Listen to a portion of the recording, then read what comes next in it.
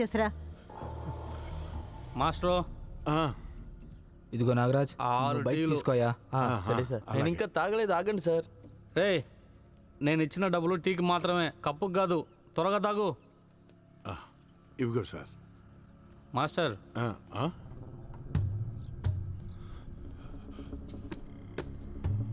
6 టీలు. నేను నీకు ఇచ్చింది 50 రూపాయలు. నువ్వు నాకు ఇవ్వాల్సింది 20 రూపాయలు. వచ్చేదా?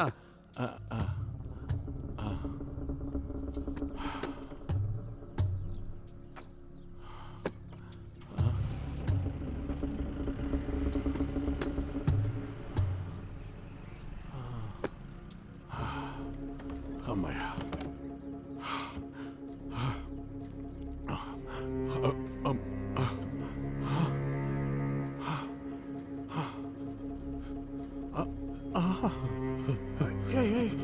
బాబు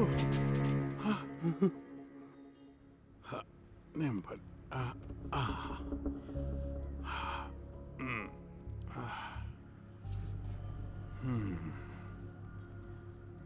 అమ్మాయ్యా.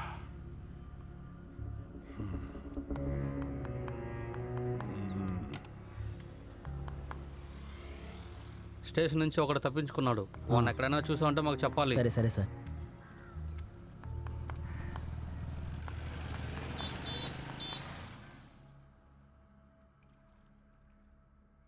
లేచావా? నేనే లేపుదాం అనుకున్నాను.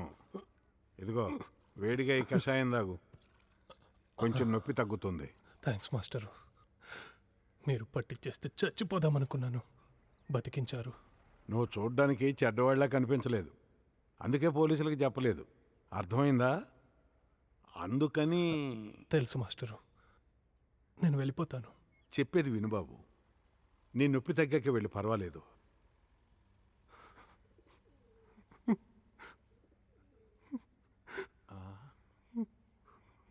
నువ్వు చూస్తుంటే అమాయకుడిలాగా ఉన్నావు. నీ కష్టమేంటో నాతో చెప్తావా? నీకు ఇష్టమైతేనే. అసలు ఏమైంది బాబు? నేను నిర్దోషిని మాస్టరు. నా లోకం చాలా చిన్నది. నాకంతా నా స్నేహితుడే.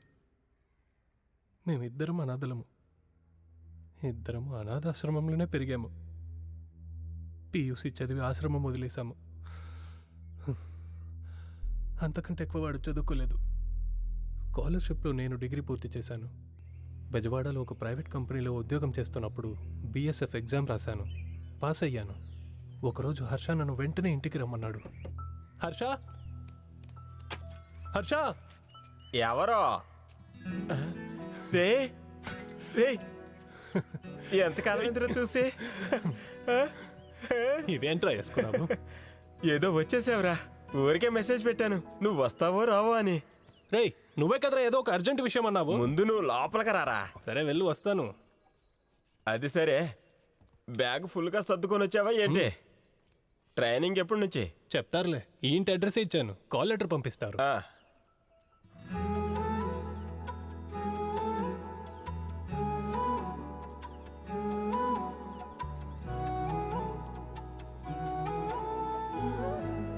బాగుంది కదా? అదేంటో అర్జెంట్ విషయం అన్నావు.